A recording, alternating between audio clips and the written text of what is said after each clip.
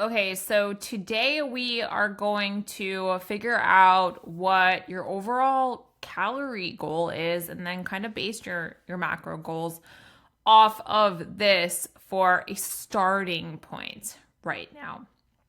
Number one, like the first suggestion I'm going to make is actually looking at what your average calories were as you were logging your food as accurately as possible for the last week, because that gives you a very individualized goal, depends on you and what you have been doing. And that's going to be, I think, the better place to start. And that, again, starting point. Okay. Now, if you want a different way to do this, let's say you're like, hey, I haven't really been logging that accurately the past week, so I would just like to have maybe a specific goal, then we're going to go over how we can make an estimate of what your maintenance intake is, where maintenance we know is actually a range, and you're going to watch the lesson on this.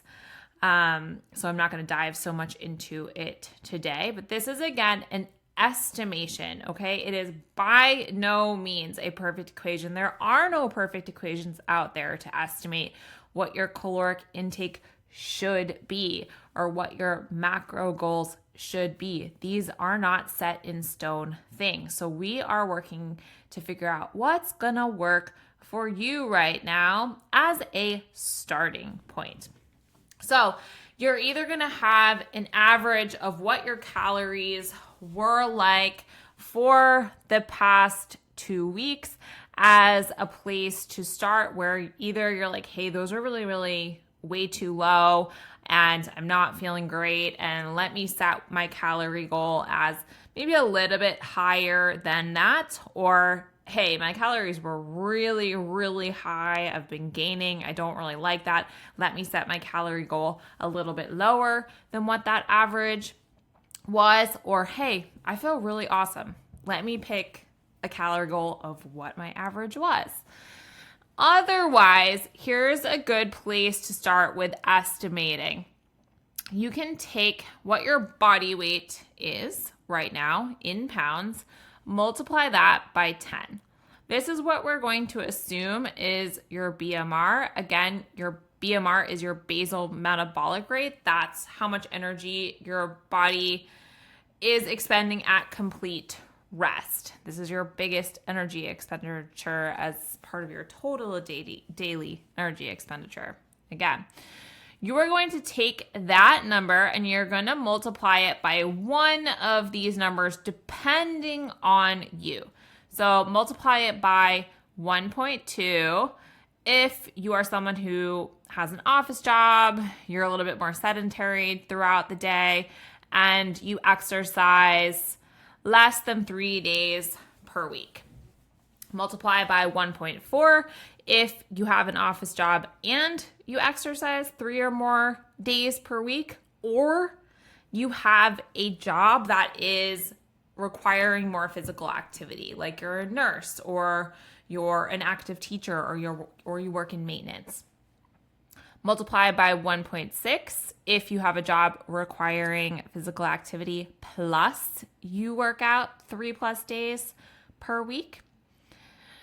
1.8 if you have a heavy manual labor job and you exercise less than 3 days per week. So you're doing construction or maybe like really heavy landscaping work or warehouse work. Or multiply by 2 if you have a heavy manual labor job and you exercise 3+ days per week. So for example, if there was a nurse that weighed 160 pounds, this is a 160-pound woman, not that that matters right now, and she trains 4 days per week doing strength training, CrossFit. So we're going to take that body weight, 160, multiply it by 10. We're going to assume that her BMR is 1,600 calories. And then looking at, she's a nurse, so she has a job that requires physical activity, and she trains 4 days a week. So we're going to multiply that number by 1.6, and we get 2,560 calories. This is her estimated maintenance intake. And this is one number. It's an estimation. Again, maintenance is really a range, and we'll get more into this in the future, but this gives us a starting point here. Now, whatever you are going to use, either the estimated maintenance calories that you have here or what you are using as your average calories based on your tracking goal, we're going to start with your chosen calorie goal. Now, we are going to have, going into at least this next week, if not past that, a calorie goal, a protein goal, and a fiber goal. The carbs and the fats you're going to be able to adjust that with your remaining calories as you want.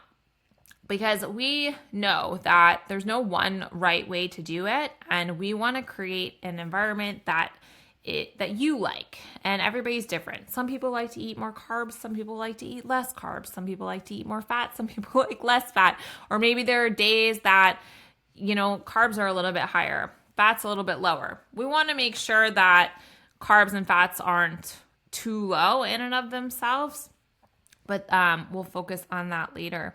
So, for example, with this nurse, her estimated maintenance, and that's what she's going to stick with right now, is 2,560 calories. She has a goal of 140 grams of protein. Okay, that's her minimum protein goal. It is about 0.85 grams per pound of body weight for her. So what we're going to do is she has a protein goal of 140, total calorie goal 2,560. She has a fiber goal of 25 grams or 25 plus grams. And then the remaining calories, she can do as she wants with her carbs and her fats. How she knows that, she has her macro tracker, but we take her total calories, we minus the protein calories, so 560, which is 140 times 4. I know this is a lot of math. So 1 gram of protein is 4 calories, 140 times 4. So that's 560 calories coming from her protein. So she has 2,000 calories left over to kind of flex as she wants to between her carbs and her fats, also keeping in mind her fiber goal and micronutrients.